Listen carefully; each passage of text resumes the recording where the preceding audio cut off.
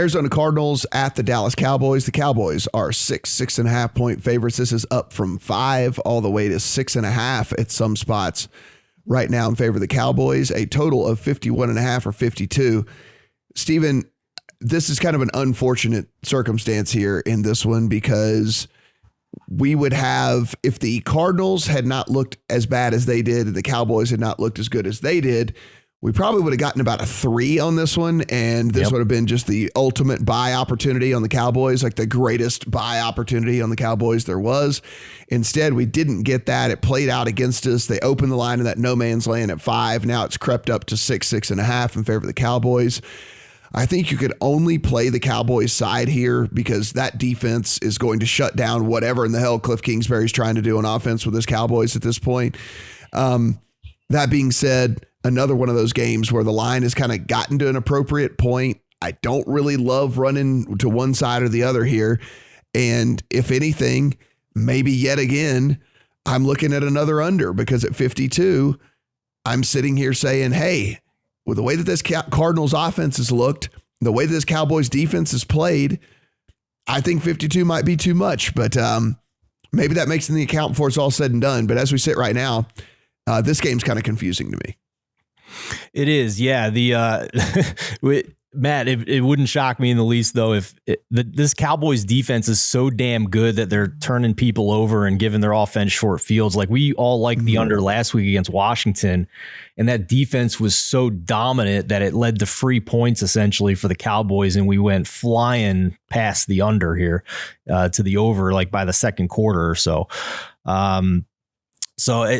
All that being said, I think on paper, I agree with you that the line has adjusted past what it probably should be if you're just looking at power ratings. But if the Cardinals couldn't get it done against the Colts with all of their COVID issues last week, and there were a lot of them, we're going to bank on them to keep it close here against the Dallas Cowboys. That's hard for me at this point. I mean, last week I told you guys that was my last stand with the Arizona Cardinals, and I meant it. They failed. They couldn't put it together, and now they're playing the elite defense in the NFL. They're undermanned.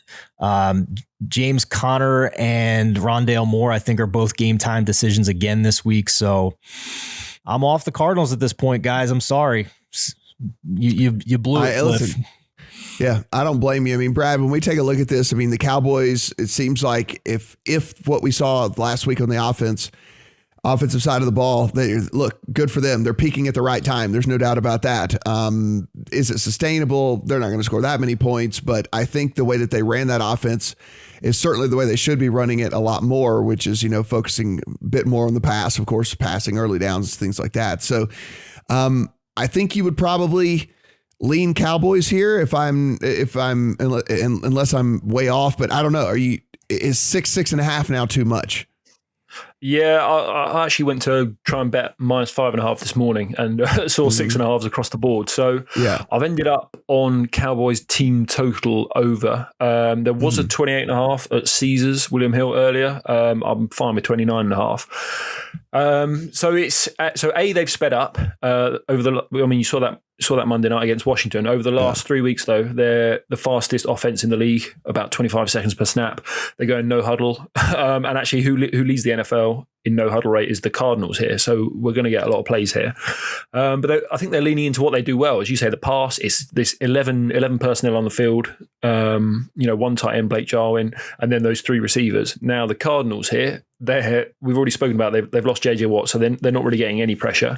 Now they're down 2 of their top 3 cornerbacks. So their second best cornerback here is graded 106th out of 116 or so cornerbacks on PFF. And the third string cornerback, they're signing cornerbacks off the street. Again, this is a team telling us what they think. They signed 2 cornerbacks to the practice squad a couple of days ago this week. So they have no one. They've got one decent corner. There's no one going to be covering Gallup or Amari, basically. If you want to take CD out, you can, but you're going to get cooked by the other 2.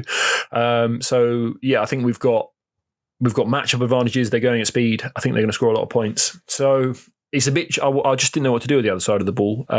We love the Cowboys defense. And I think Murray, he probably prefers someone sending a load of blitzes at him rather than sitting in cover 2.